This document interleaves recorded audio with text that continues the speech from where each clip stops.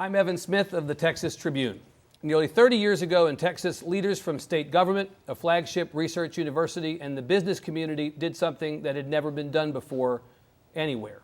They joined forces to spur a new industry. Together, they competed to land the Microelectronics and Computer Technology Corporation, or MCC, the first for-profit computer industry research and development consortium in the United States. 57 cities from 27 states competed in a high-profile national contest. In May 1983, MCC's leadership surprised the nation with their choice. They selected the proposal from the state of Texas and the University of Texas. The nation's first high-tech industry consortium would be headquartered at a UT research facility right here in Austin. Before MCC, the idea that a research university should play a leadership role in economic development was unprecedented.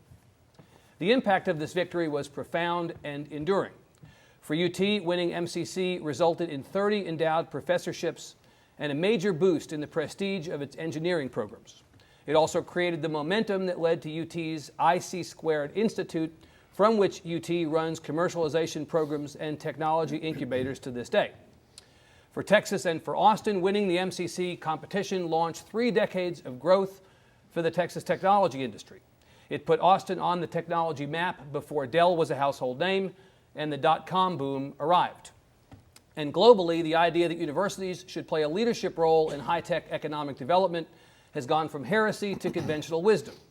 In fact, the strategy for university-centered economic development that first emerged from UT's business school in the 70s has a name: the Austin model. How the idea of university-driven high-tech economic development emerged at UT, and how the state's academic, business, and political leaders joined forces around this idea to surprise the nation has been one of the state's great untold stories, until tonight. We're gathered here to hear that story from 4 of the key players from that first-of-its-kind team. All the way on that side of the stage is Admiral Bobby Inman, former Deputy Director of the CIA and advisor to so many technology companies. He turned down an offer to become the CEO of Apple to become MCC's first CEO. He made the decision to hold a national competition for the MCC headquarters, and he led the site selection team that chose Austin. Next to Admiral Inman is Governor Mark White, who made winning the MCC selection a priority of his administration. His high-stakes personal involvement in the MCC effort during the middle of his first legislative session would prove decisive. Right here next to me is Pike Powers, who was Governor White's chief of staff, and he led the team of university and business leaders selected by the governor to win MCC.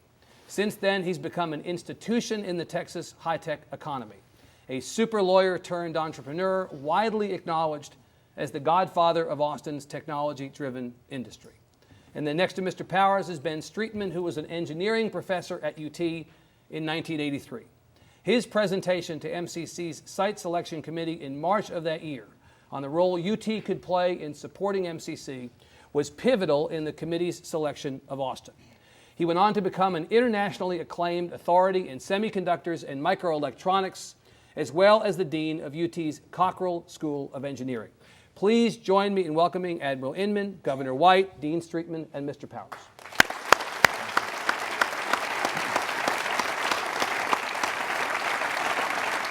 Gentlemen, it's an honor to share the stage with you, as I said, and I'm looking forward to hearing these great stories from the people who were present at the creation. And I want to begin, Admiral Inman, with you. It is quaint to think back on a time when not China, but Japan was our chief economic competitor.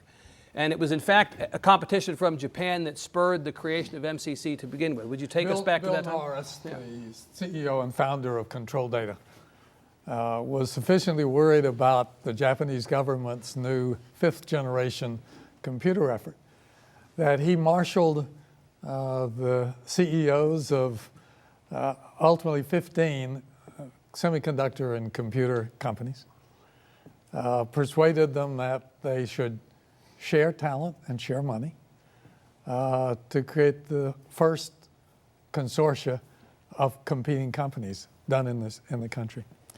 I was approached in October, went through a lengthy period back and forth between Apple and MCC, and decided that this was the one that was unique because it hadn't been done before.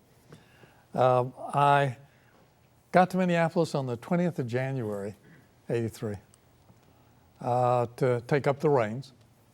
And first thing was, where are you going to put MCC? And they said, well, decide where you want to live.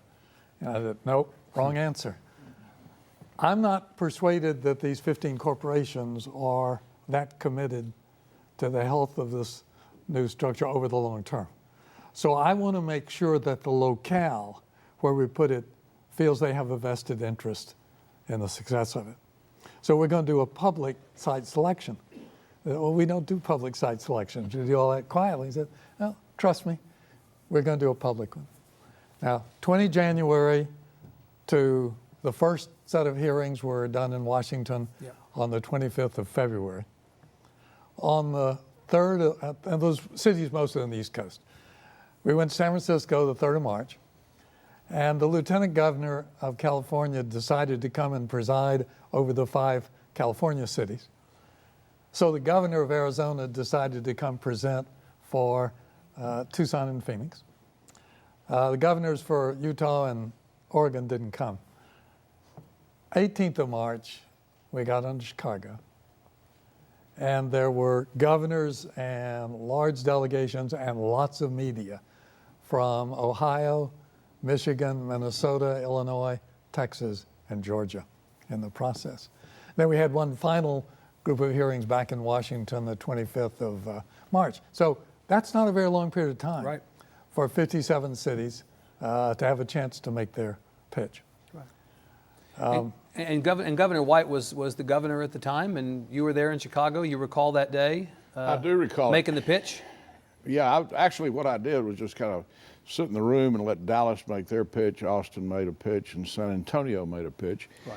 And Mayor Cisneros made the best pitch of them all. And he got up, I thought at least, maybe you weren't impressed, but I thought he did a wonderful job of putting together the argument for going to San Antonio. This is a great place. He hadn't been mayor for about a couple of years at that point. That's right. Yeah.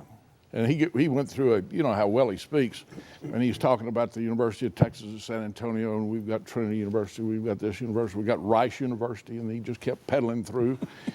And after it was over, I went up to him, I said, Mayor, Rice University's in Houston. He said, we're growing that way. He wasn't wrong, it turns out, actually. That's right. And of 57 presentations, the one that Mayor Cisneros said was the best of all of them. Of all 57? Of all 57. Very thoughtfully and melding together private sector, public sector. Right. And it was focused on this new institution. What would it need to be a success? Yeah. What he didn't have was a major research university that was going to be producing the flow of graduate students that we wanted to ensure the long-term health of the Joint Research And Venture. did you go into the process knowing that that was an essential ingredient? Yeah. Quality of life, cost of living, tax climate, business climate, public schools, transportation systems. How long would it take you to drive, the likely place of work? What were the air connections? Right. And then finally, availability of graduate students, particularly in computer science and electrical engineering in the process. So those were the 7 criteria that drove the selection process. Mr. Powers, in the capacity that you served Governor White, you really led from the inside the effort to present and to persuade Admiral Inman and his colleagues that this was the right state. Well, I'm not sure what I was doing, Evan, but I tried to work hard to get something done. Yeah. Let the Admiral say a few more words. We went through a sorting out. Yeah. We actually were going to have 5 cities. And one of the members of the site selection committee had lived in Phoenix, hated Phoenix, and persuaded the rest of the committee to drop it. Mm-hmm. So that's why there were only 4. Only 4, right. San Diego, Austin, Atlanta, and the Research Triangle. When I called the governor to tell him that Austin was one of the 4 finalists, he let out a war whoop and then instantly said, but I'll bet Henry Cisneros' presentation was the best one you got. And it was. Yeah. And that's what they adopted as the model. There's another little piece of this that's sort of lost. I got invited to go down to Tallahassee in late March for a conference being hosted by George Kosmetsky on economic development. And I arrive at the airport, there's a car waiting for me, Ronya Kosmetsky meeting me at the airport and get me to the conference. The secret weapon. The secret weapon. Right. I'm going to make a speech, but in introducing, Dr. Kosmetsky talked about this new joint research venture. Said it was the most exciting thing happening in the business scene that he'd seen in a long time. And any state worth its salt would be out doing their best to attract MCC to their city. So I got back on an airplane and said, you know, the dean of the graduate business school and the rest of it are just having down, feels that strongly about it. Yep. The state must be serious. He gets it. And Pike, the fact is that internally in the governor's office and in the administration, there was an equivalent level of enthusiasm to what Dr. Kosmetsky demonstrated to Admiral Inman. I think it's safe to say that I was under a mandate from the governor that he didn't want to finish second and he didn't want to win by an inch. Do you hear me, Powers? I'd gone to Baylor too long. Coming in second's not any fun at all. But I have to say, Governor, Mr. Powers, the reality is that if you have a list of cities from the state of Texas competing, you wouldn't necessarily have thought of those cities that Austin would outpace Houston, outpace San Antonio, outpace all the others. Well, we're sitting in Chicago.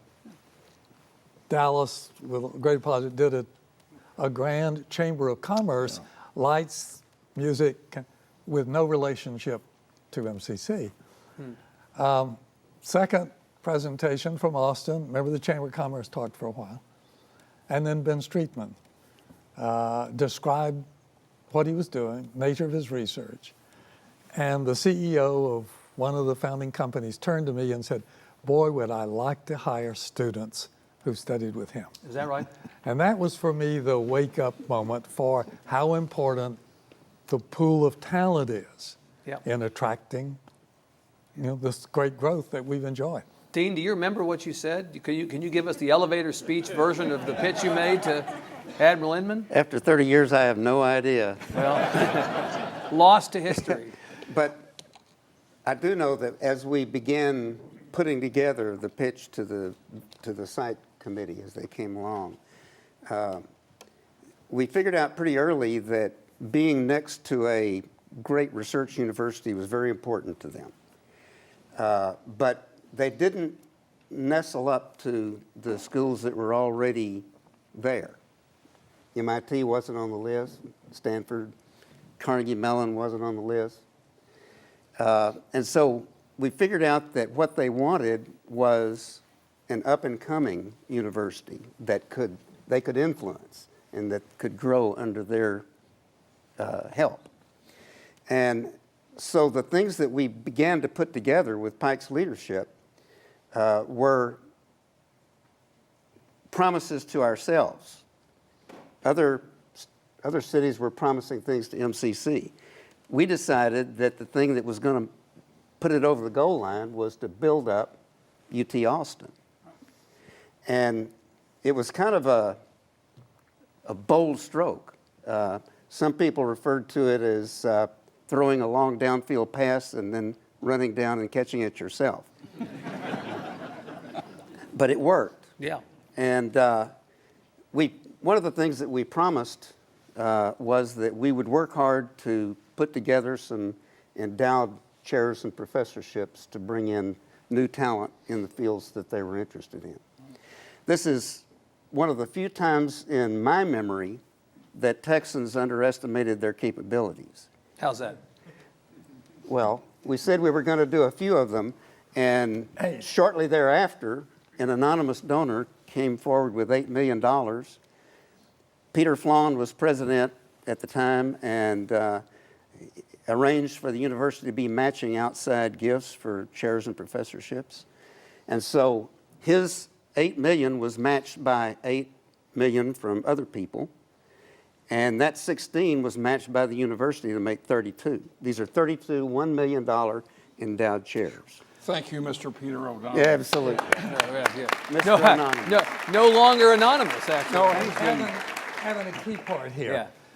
Peter was serving at that point on President Reagan's Foreign Intelligence Advisory Right, just so we're Board. clear, this is Peter O'Donnell. Peter O'Donnell. Extraordinarily Gotten to know him. generous So philanthropist. after the announcement Yes. is made of the offer, the $81 million chairs, the $750,000 a year for 10 years in grant aid for graduate students, Indeed. computer science and electrical engineering, Peter O'Donnell called me and said, Bobby, how important were those $81 million chairs in your decision? I said, hugely important. Right. And he said, well, hell, let's do this right. I'll give the 8, get the university to do another 8, and get the regents to match. Let's do 32. Right. And that caught attention all over the country. There was a vision behind this, then the assumption was that maybe in other places that sort of opportunity wasn't available, but it was available here. And the other $8 million was easy to raise because you're letting those people have 4 to 1, right? You can endow a $1 million chair for $250,000. And just a little more color, if I can, of why this really impacted.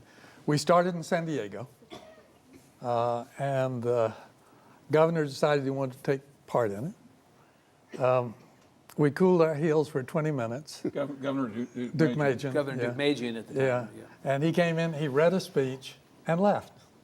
They would have been far better off if he'd never come in the process. They were San Diego at that point. You see, San Diego had not become the great institution it is now.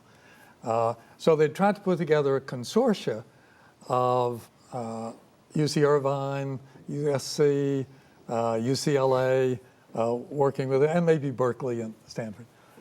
In the middle of the presentation, one of the site selection committees asked the Dean of Engineering at UCLA, aren't these your competitors? And he said, well, yes, they are, and we would work with you anywhere you go. That ended, really, San Diego's effort. We came to Austin.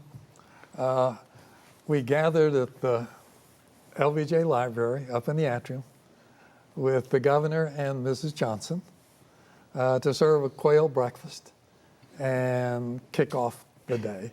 And everything went just at that pace. All the items they'd presented, Dr. Flaw and many others who were part of it. We went on to Atlanta. Governor Joe Frank Harris and Joe Pettit, the president of Georgia Tech, really worked hard at it, but they simply could not match the offers. We got to what we thought was going to be the toughest competitor, Research Triangle in North Carolina. Governor Jim Hunt, very high on education and the rest of it. As we were going through the presentations, we asked the chair of the computer science department, how are you doing at recruiting professors? There was a silence. And he said, well, we have 2 vacancies now. I said, why? He said, we can't pay enough to attract the best. That evening, he got permission to double what he was offering. And if you look at the long term, North Carolina stepped up their support for higher education and continue it to this day. So they learned from losing what they needed to do. But the contrast of what Texas was going to do in building new chairs, Research Triangle fell out of the competition. Now, Governor, Admiral heaps praise on you for not blowing it the way apparently Governor Duke Majan did. But let me ask you a version of what I asked Dean Streetman. Do you remember the pitch that you made? I mean, you're obviously a big personality, love Texas, very charismatic fellow, but you're put in this situation to sell on behalf of the state. What'd you say? Well, we let the real people do the talking here. Right. That was the big difference. I hardly believe that you were quiet through the whole thing. No, I was over there talking to Powers to get some more money. And let me tell you, you may have thought that coming here made me very popular with those other governors, but it didn't. I could have told Governor Perry that nobody really loves Texas like we do.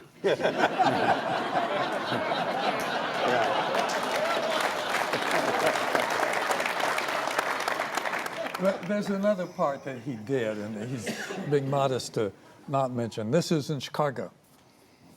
We had Dallas, Austin, San Antonio, but before they started, he had with him the chancellors of the UT system and the A&N system. And I explained to my colleagues on the site selection committee that that was a near miracle of having them there.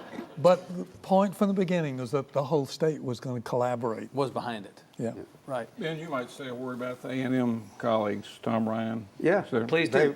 They participated with us, made presentations to the site selection committee, and the involvement between A&M and Texas was very strong. They saw the benefit of this. Absolutely, yeah. They did a very remarkable thing. When we went to A&M with Lacey, who was a member of the site selection committee, they had students outside each of the classrooms, and the students told the story of what was transpiring inside, not the teachers. Fantastic. Very, very well done. Mr. Powers, would you talk about how the technology community, which was, I guess, nascent is probably a fair way to describe it at the time, certainly compared to where it is today in Austin, how it regarded this effort? Well, I don't know that nascent is the right way to describe it, Evan.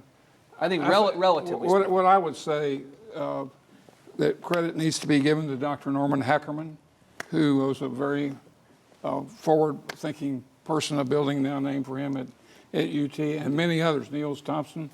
Dr. Flon could probably add many to the list. We had the branch offices of Motorola, Texas Instruments, et cetera, here in our community.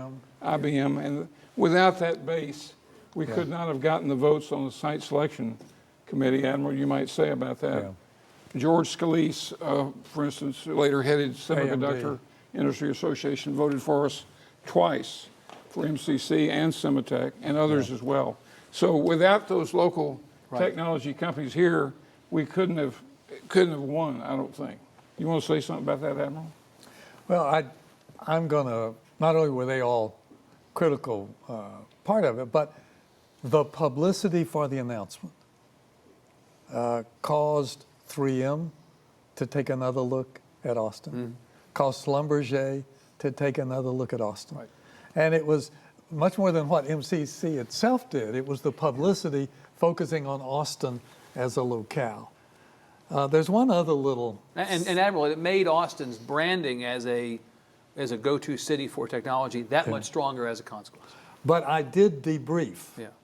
to the governor and Pike and the others on where they had done well and where they'd done poorly. Of course, I have to ask about where they'd done poorly. Well, they'd done... Cost of living was obviously very competitive for the other sites. Right. Thank you, Neil Spells. Quality of life, clearly, as everybody here knows and enjoys. Business climate was solid.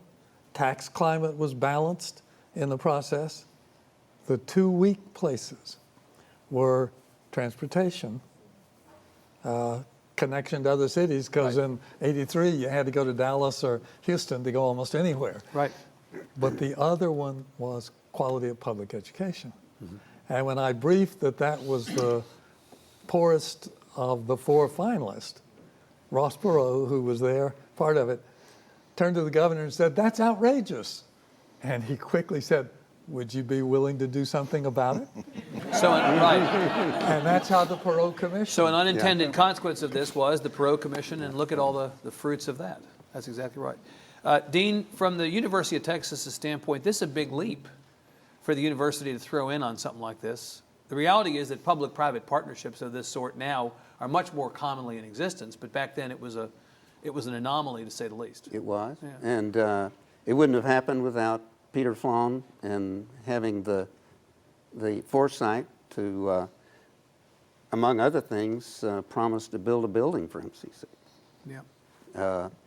And everything had to happen real fast. You know, you had to make promises for which you didn't know if the legislature was going to go for it later or not. But people who were involved, and particularly Flon and others.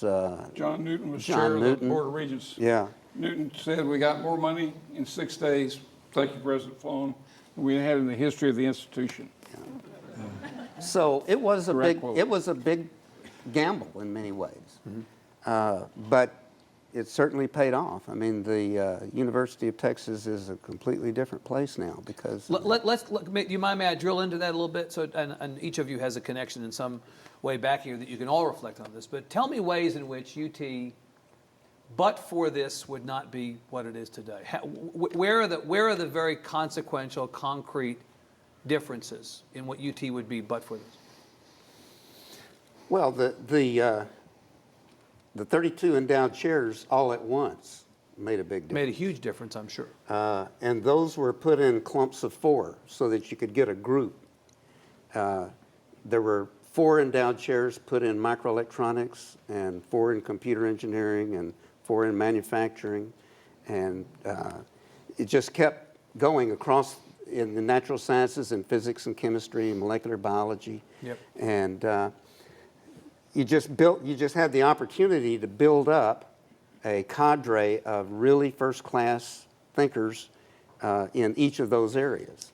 And I don't know any time in the history of academia that you've had that big a slug of change and influence at one time. I mean, it was just amazing, and it garnered a lot of enthusiasm from around the country. I mean, everybody was talking about it. Yeah, and along with the faculty. Right.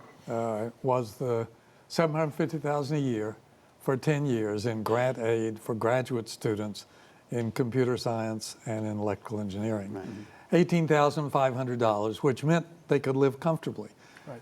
In the spring of '85, graduating class, more than half those finishing their advanced degrees in computer science were from other countries.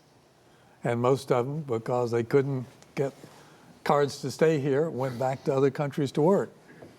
In the fall of '85, with those grants, every available vacancy was filled by U.S. graduate students with GREs more than 200 points above the previous instrument.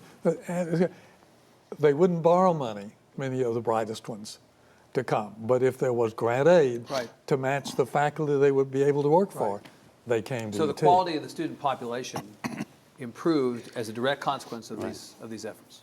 Right. Governor, from a political standpoint, economic development managed by and pushed by people in positions like the governor's office is now again commonplace, but you pulled off quite a feat to get MCC to come to Texas. Well, let me say, we wouldn't have been in the running if I met at the University of Texas, and for me to say that's pretty tough. Yes, as a bailiff, yes, we accept and acknowledge that you're swallowing your pride. But let's go back even deeper into the past. If it wasn't for the legislature who wisely set aside those lands in West Texas that had all that oil and gas under it, we wouldn't have a permanent university fund that was really a strong financial foundation. And it really points out, and I applaud Governor Perry for his leadership and what he did on cancer research funding and leading to a bond issue. But it just further emphasizes the importance of what was done under Admiral Inman in focusing the talent to this task. Today's a good day to start that all over again. It's not something you can just do once and forget it. It's something there's an ongoing need for it today, just like it was back then. We have different competitors, but Texas was going through a very tough economic time then. We were going from $28 oil to $9 oil. And I keep thinking, boy, what would it have been like with $100 oil? Y'all all got money back.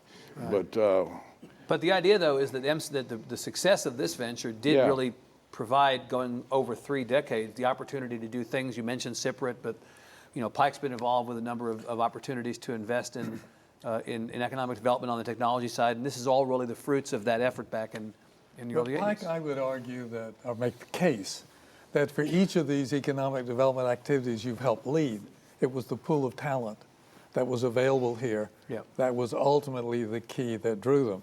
And that's why I worry when the level of investment in creating that pool of talent tapers off.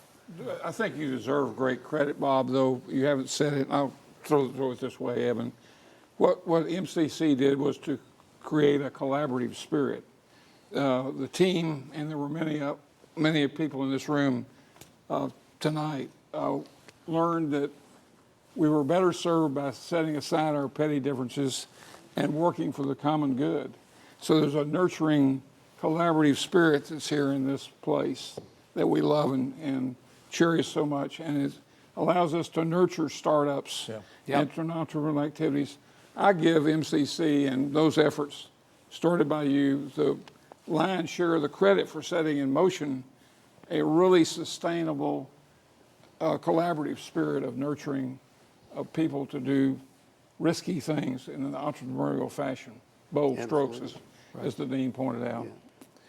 But Pike, you talk about, though, the collaborative nature of the community and what an integral element that was. Talk about Austin for a second, because Austin was both, the qualities of Austin that were so attractive to the site selection team really did bear out. You know, what they thought they were getting in Austin, they got. But Austin along the way was truly transformed by the experience of having MCC here.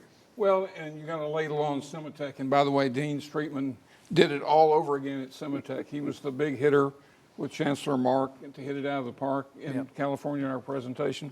So he's a repeat player. And it's kind of like Moneyball. You want this guy on your team because he gets on base every time. Well, Anyway, we were a finalist for U.S. Memories. Yeah. Dr. Flawn got us to be a competitor for superconducting super collider. All those things set in motion a whole raft of things that have made a huge difference, Evan. Yeah. And then the last piece is that this is intrinsically a creative, thoughtful place. Call us weird, call us whatever you want to, and you've certainly done some of that. But I've done it with love, Pike. But I call this let the dogs run. We let people be who they are.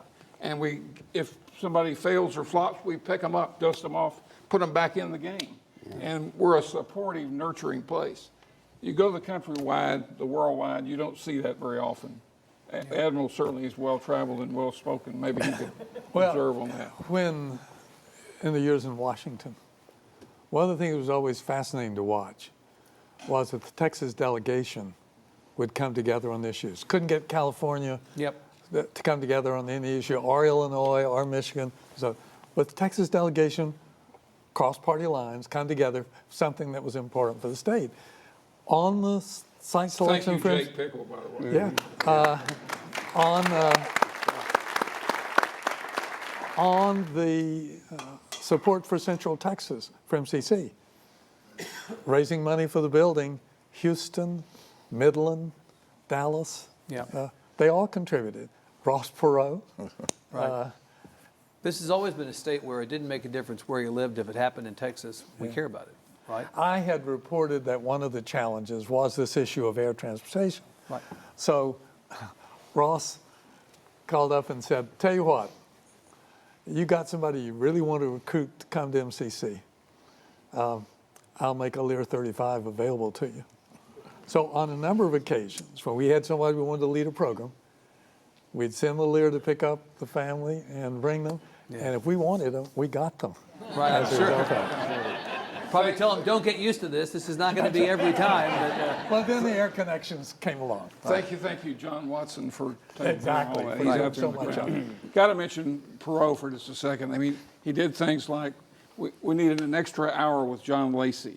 And so Perot picked me up. We flew to the Houston airport, got Lacey off a commercial flight, and worked him all. I mean, I was on one side of him, Perot was on the other side of him. The poor devil, he didn't get to think about anything else till we got to Austin. And then Perot did a tremendous job, so thank you, Ross Perot, too. I was going to go to the West Coast, so Perot flied the plane, John Watson asking questions the entire way out to fill in the data that they needed. Did we get John Lacey's vote? Yeah. Yes, we did. I'm being told we have just a couple minutes left. Let me ask for final reflections from each of you. Roll this forward. So here we are nearly 30 years later. And obviously MCC is gone, but the legacy of MCC lives in the work that so many people in this community do and in a lot of the good that's been created in Texas and in Austin as a result. Put a fine point on this for us, please, each of you. Admiral first, Governor Dean, and then Pike. The collaborative spirit is very important for attracting new entities and for moving it forward. But we really need to redouble the efforts to attract the brightest faculty and the brightest students to come here. When they get here, they want to stay.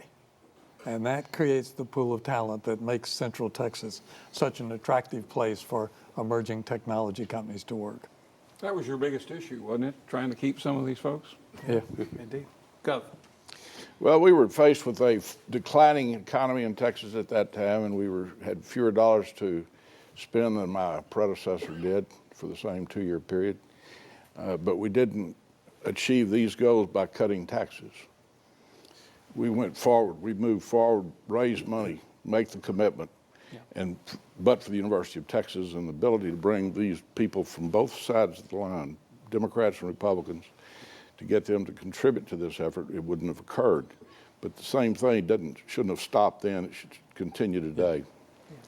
Well, I would add, Governor, that you're the finest governor in the country in trying to make this happen. I mean, you did a tremendous job. You were with them from beginning to end every time. You were there always, unlike Duke Majan or Andrew Young in Atlanta or any of that. You were there. You were always there. Wouldn't you agree, Admiral?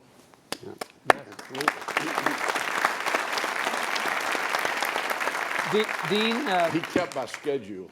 he obviously did. That's right. He knew.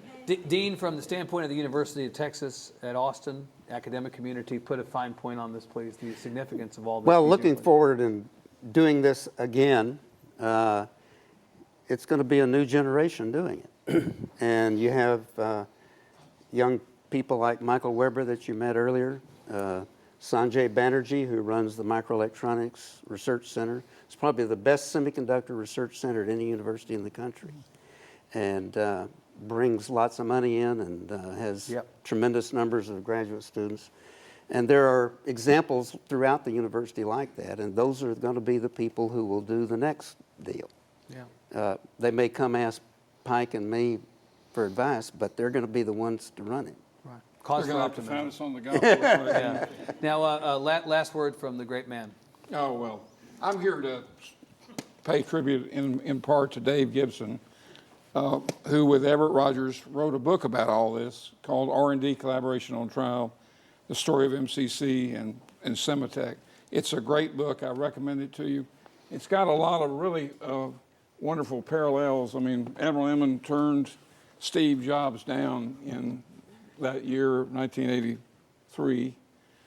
The current book that's very popular by Isaacson on Jobs, there's so many connections that cross Evan that it's amazing in reflection. Things were going on at the same time, both places. It really put Austin on a different map. The corporate CEOs had to say, as a matter of due diligence, we got to look at this place. If you look at the Jobs book, and by the way, I'd recommend that you read the Jobs book sequentially, right side by side with your book, David, and you'll see how many overlaps there are. Gil Amelio of Rockwell was later CEO of Apple, back and forth. There's a real lesson there in terms of connectivity and relationships and people knowing each other in the technology space. I think what we do well here is to really, we work hard at knowing each other and being supportive and nurturing. And I think we can take that to even more sustainable levels in the future. There's no reason that this place can't continue to go and go and go and climb. And we're all committed to make that happen. So thanks for having me. A wonderful.